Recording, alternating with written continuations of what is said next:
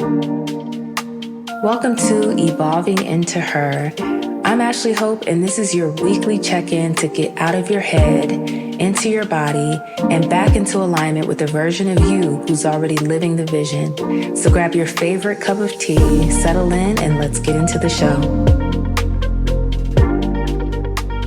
Hey girl, hey, welcome back to Evolving Into Her. I'm your host, Ashley Hope.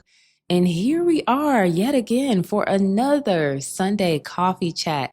And as promised, I am keeping them coming because you guys are listening. You're tapping in, you're tuning in, you're commenting, you're leaving me feedback. The downloads are up. So I appreciate all of the feedback in whatever form. And as promised, I'll keep these coming. Friend, I'm so glad you're here. I'm so grateful you pressed play today.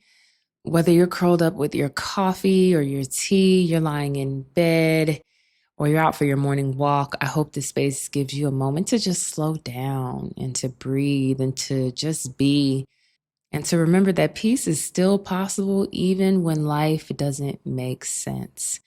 And today I want to start with the breath, okay? So inhale, fill up your belly, fill up your diaphragm, and we're inhaling peace.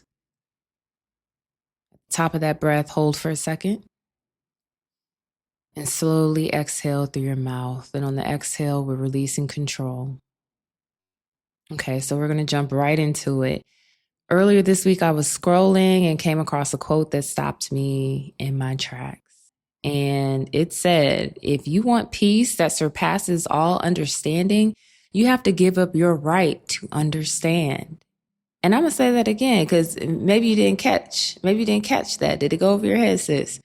If you want peace that surpasses all understanding, you have to give up your right to understand. Baby, that hit me deep. I don't know about you, but that made me pause, because that's exactly what this season of my life has been about. Really learning to stop trying to figure everything out and just trust the unfolding. So this episode isn't really me teaching something new. It's me reaching back to the version of myself who needed every answer to feel safe, every plan to make sense, every season to have a reason. I had to know all the answers. I had to know all the things. This episode is me reaching back to remind her, and maybe you, that peace doesn't come from knowing. Peace comes from trusting. So if you follow the podcast, you probably remember episode 24. It's titled, Even When My Life Fell Apart, God Showed Me That Nothing Is Wasted. If you haven't listened yet, you can go back and listen to it. It's very good. That episode was about 2016, the year that changed everything for me. I feel like my life really fell apart, like the rug was yanked from under me.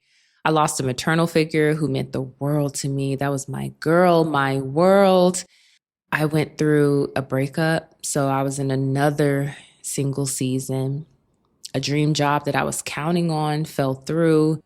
I was going through a weird season with a close friend that ultimately ended our friendship. It just felt like every foundation I was standing on crumbled all at once, and I took it very personally, okay? And because of how my mind works, y'all know I'm a thinker. I naturally notice patterns in myself, in the world, in others. I'm very intuitive. Sometimes I know things and I don't know how I know. But my first instinct was to make sense of all that. I wanted to understand, why this? Why now? Why me? What's the lesson? Why? But the harder I tried to connect the dots, the more I felt disconnected from peace.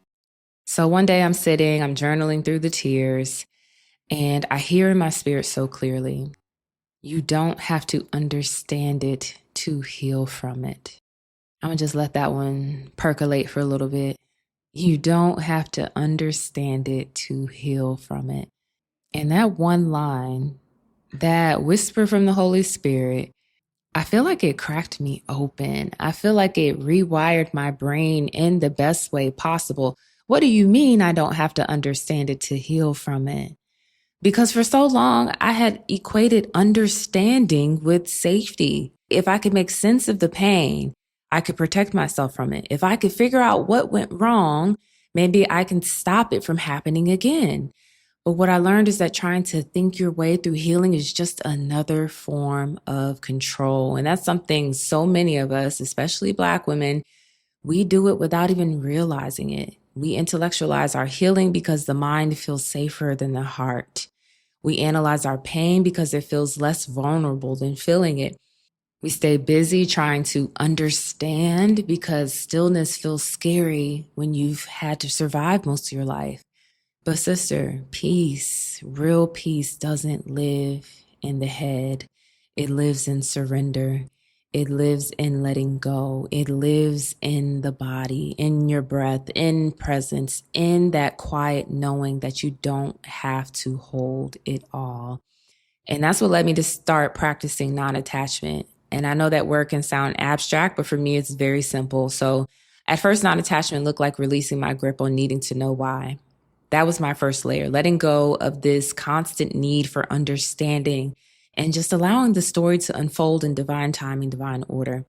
And over time, it just naturally became deeper than that. So now non-attachment looks like releasing my grip on everything I tried to control.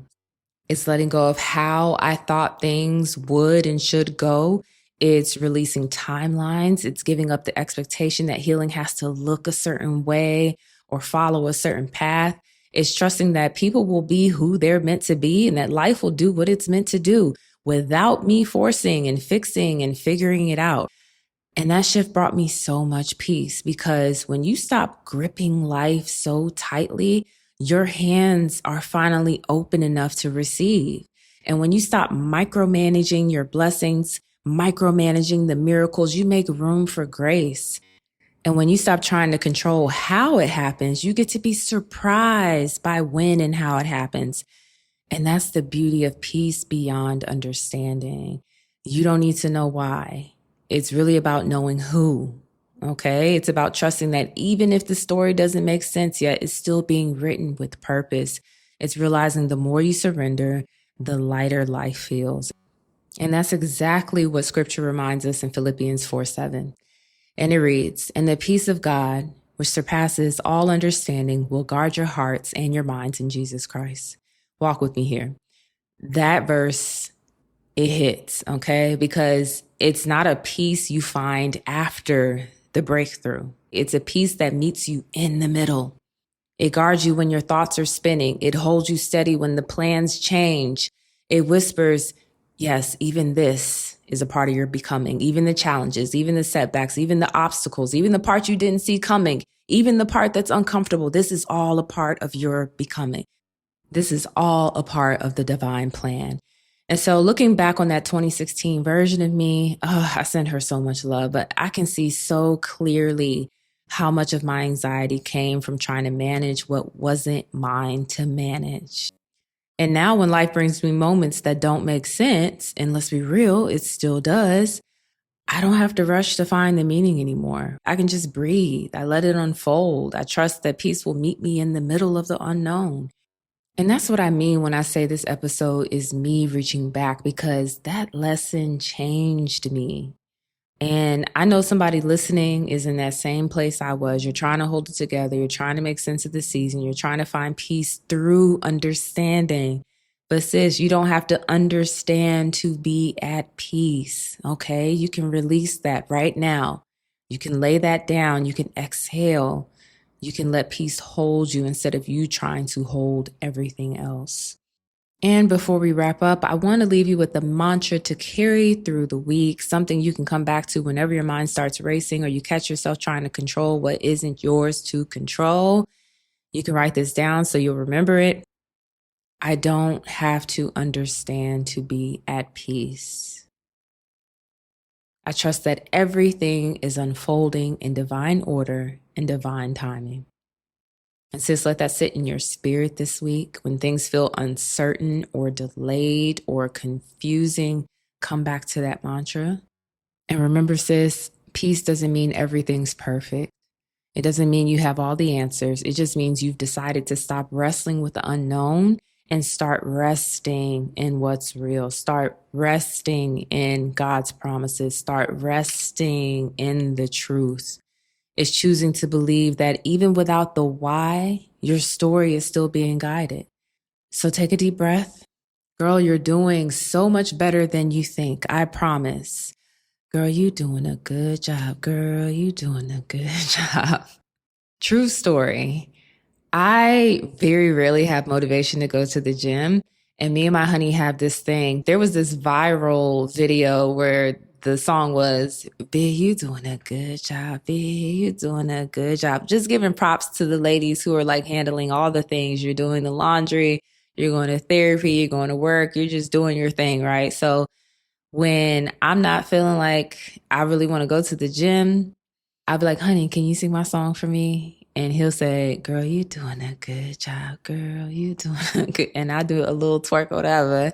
And then I take my butt to the gym. Okay. So if you ever find yourself sometime during the week needing a little pick me up, needing a little hype man, be your own hype man. And you sing to yourself, girl, you doing a good job. Girl, you doing a good job. Even for the smallest, most seemingly insignificant things, we got to hype ourselves up more. We got to celebrate ourselves more. We got to do a better job at acknowledging our wins, even the small ones. Sister, thank you for spending your Sunday morning with me. If this episode spoke to you, share it with someone who might need this reminder too. I'll see you back here on Tuesday for the next episode of Evolving Into Her. We're still in the Get Out of Your Own Way series, and we're stepping into part 3, all about quieting your inner critic, aka that inner mean girl. And we're going to talk about how that voice in your head tries to keep you safe, but really she keeps you small, and how to start speaking to yourself with the same compassion you would give everyone else. So make sure you're tuned in on Tuesday. That one is going to hit home. I love you, sis. I'm praying peace over your week, and we'll chat soon. I'm Ashley Hope, and you've been listening to Evolving Into Her. Thank you so much for being here with me. Thank you for choosing her, for choosing yourself. And until next time, stay in devotion to your becoming.